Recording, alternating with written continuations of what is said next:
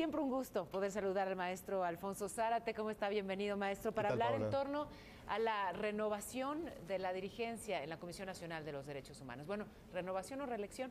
Así es. Lo que tenemos en las próximas semanas es la conclusión del mandato del doctor Raúl Plasencia, y en ese sentido le corresponde al Senado de la República la decisión de ratificarlo, de confirmarlo o de nombrar otro presidente. Y esto naturalmente tiene un trabajo previo por parte de la Comisión del Senado de la República, que es la responsable de evaluar los derechos humanos, para saber cuál ha sido el comportamiento de la Comisión de los Derechos Humanos a lo largo de estos últimos 5 años.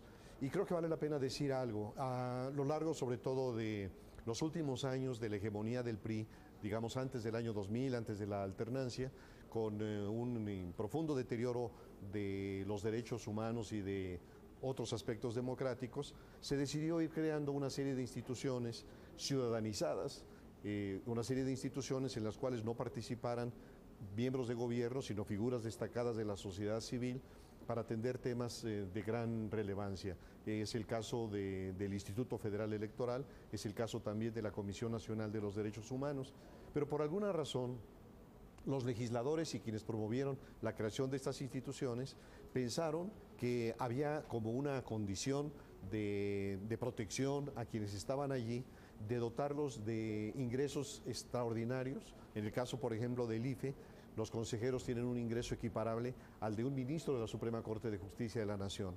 Pero no solo eso, también una serie de prestaciones, de vehículos, de seguros, de ayudantes, de asesores, etcétera.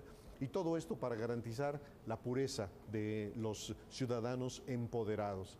Y lo que esto genera es, me parece, una perversión, porque llega un momento en el cual en esas instituciones se le da una enorme importancia al boato, a la pompa, a todo esto, y empiezan a tener poco compromiso con su razón de ser.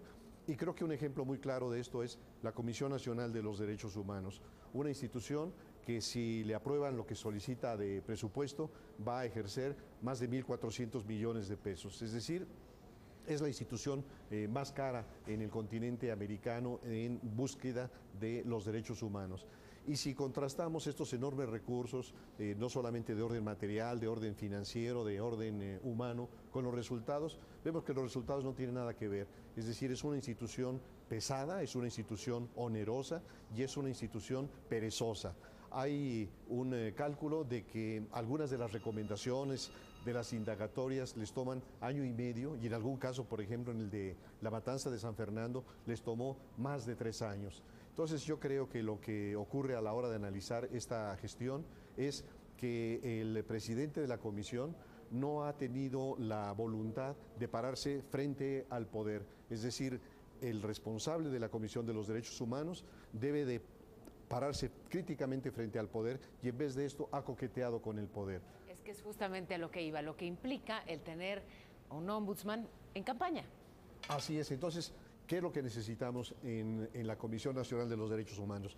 Necesitamos una persona que tenga una trayectoria probada de lucha, de defensa de los derechos humanos. En segundo lugar, con valentía, porque hay que denunciar una serie de atropellos. Hay gobernadores que están persiguiendo a los periodistas, hay periodistas muertos, hay excesos de las corporaciones policiales, y frente a eso necesitamos a alguien que, desde luego, creo yo, no corresponde al perfil del doctor Plasencia. Bueno, agregaría yo con un presupuesto menor, ¿no? Que sean más eficientes, que hagan más con menos. Claro. Que hagan más con necesitamos, menos. Y eso prácticamente en todas las instituciones del Estado. Tenemos un enorme dispendio de recursos públicos. Muchísimas gracias. Un gusto, Pablo. Gracias, maestro Zárate.